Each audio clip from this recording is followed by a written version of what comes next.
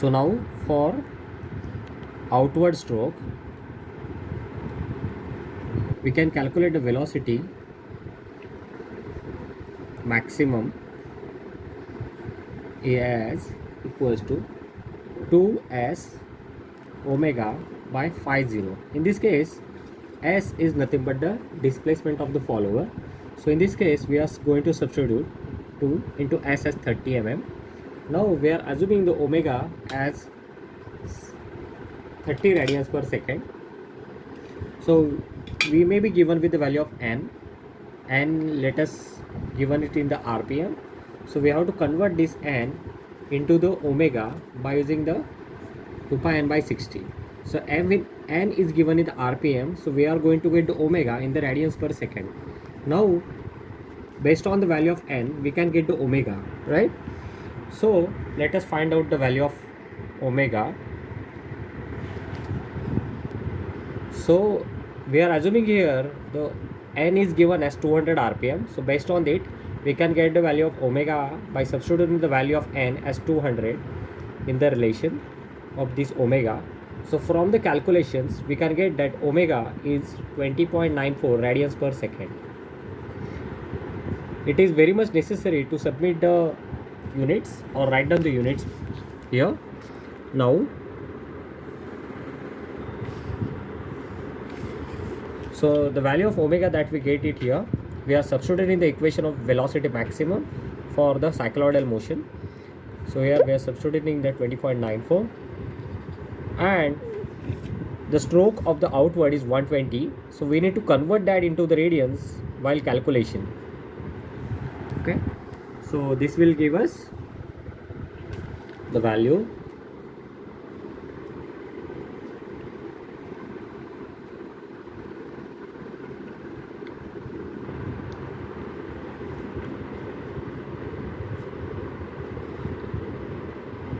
so this gives us the value 599.887 mm per second. So if we divide it by 1000, so we are going to get that velocity in the meters per second. So that will give us 0.5998 meter per second, or you can also abbreviate it as 0.6, because after the 5 it is 998. So we can abbreviate it as, or assume it as 6. Now we're taking the scale for velocity diagram as, let us assume 0.6 meter per second is equals to 2 centimeters. Now in this case, what we are assuming here it as that the scale on the velocity diagram is 2 centimeters, and for that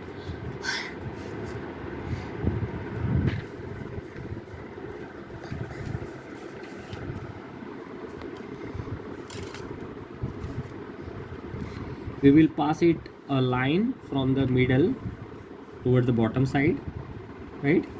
And then on this line, we know that the displacement comes out to be a 1 minus cos theta, and then in a velocity we are going to get as a sine curve.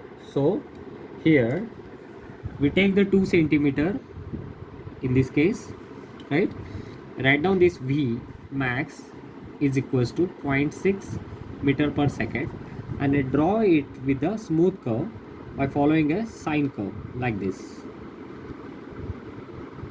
Okay, and then here there is nothing in between the dwell following the curve, right?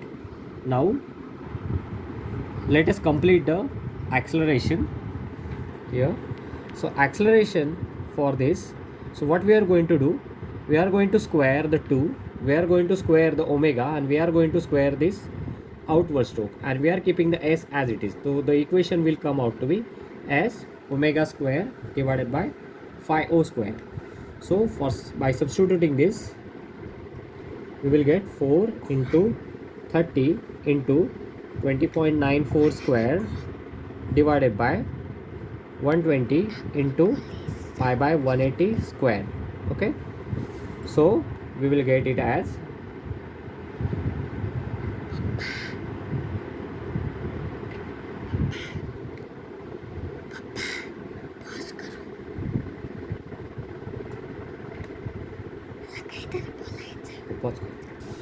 so this gives us a value of 11995.47 mm per second square, right? So we can write down the value of acceleration as, in this case, a max is equals to, by dividing this value by 1000 for outward stroke, as for outstroke as 11.995 meter per second square. So now in this case we are assuming the acceleration diagram scale in very much similar fashion to the velocity diagram. So we are assuming the scale for acceleration diagram as 11.995 meter per second square is equals to 2 centimeters. Now as this was a cosine, this was a sine curve, so for the cycloidal curve for acceleration we are going to get it as a cosine curve, but that will start from the ends. So for that we need to draw a middle line starting from the 1 and 2 like this, and similarly from the line from the 4 and 5. Okay, so on this line we will mark 2 centimeters, and let us call this as a 11.995 on the positive side, and on this line 11.995 on the negative side, and join this with a smooth curve. So this a max will be equals to 11.995 meter per second square, and here a max minus 11.995 meter per second square. Okay. So this we have to draw it by using a smooth curve like this.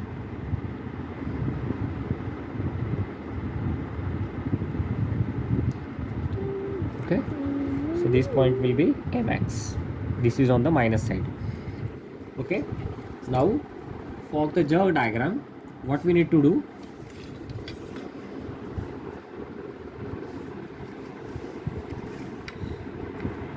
for the jerk the same formula is to be used, but what we will do,